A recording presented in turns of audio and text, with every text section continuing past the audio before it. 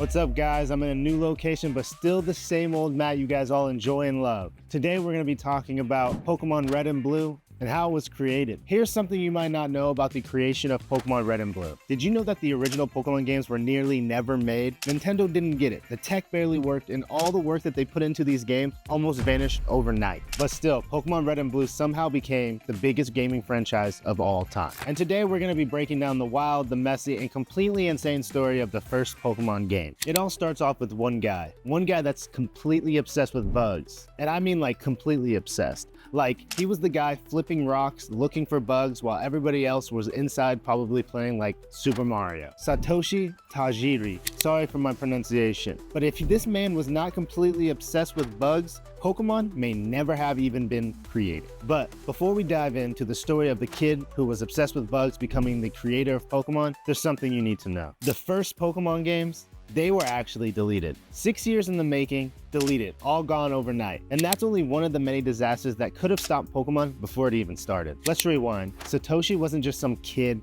that loved bugs. He lived for them. So much so that in his neighborhood, he was known as Dr. Bug. Meanwhile, I was somebody in the house playing video games or watching TV. Clearly, I missed out. He didn't merely collect bugs, he studied them. He would learn their habits, and he would devise these ingenious methods of catching bugs. It was like he was trying to max out his inventory like it was Legend of Zelda Skyward Sword. By the way, worst Zelda game. But if any of that sounds remotely familiar, it's because gotta catch 'em all. See, it wasn't just a slogan, it was literally a lifestyle. Satoshi's passion for arcade classics like Space Invaders changed his whole outlook on life. He would study games the same way he would study bugs, with that same passion, except now, instead of trying to collect an inventory of bugs, he was trying to get a high score. This obsession led him to creating Game Freak, not just a game development company, but originally a magazine with game tips and strategies. And one of his readers, Ken Sugimori, the mastermind behind nearly every single original Pokemon design. It's wild to think that their collaboration together took a bug-catching kid's dream, made it a reality,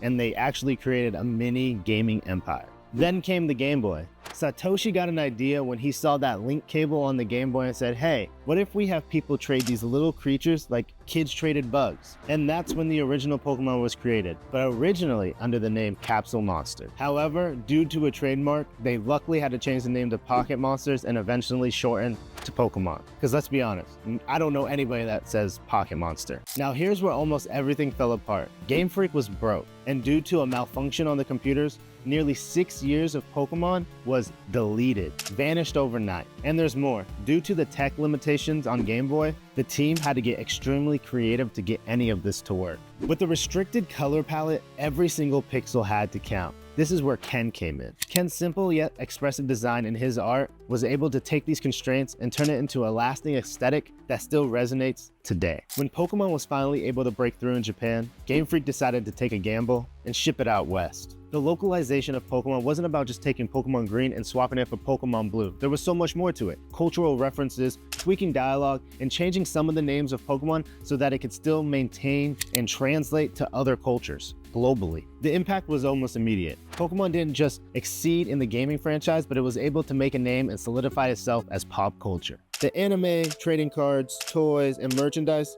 turned a niche gaming project into a worldwide phenomenon, inspiring a generation of gamers and collectors. So the Pokemon franchise's success, nothing short of a miracle. From a broke gaming studio to developmental nightmares to an almost all data loss, insane. They were able to get creative enough to defy all tech limitations and become a gaming franchise that went from nobody believing into them studio to taking over the world franchise. So think about this, if that 6 years of Pokemon data loss or technical limitations just stopped them from creating Pokemon, we'd probably all be playing Digimon right now. Well, that's it from me, a random guy talking about cartoons or video games on the internet. Until next time, don't forget to like, subscribe, and follow, and hit that notification bell for more content like this. Sorry, people just walked in.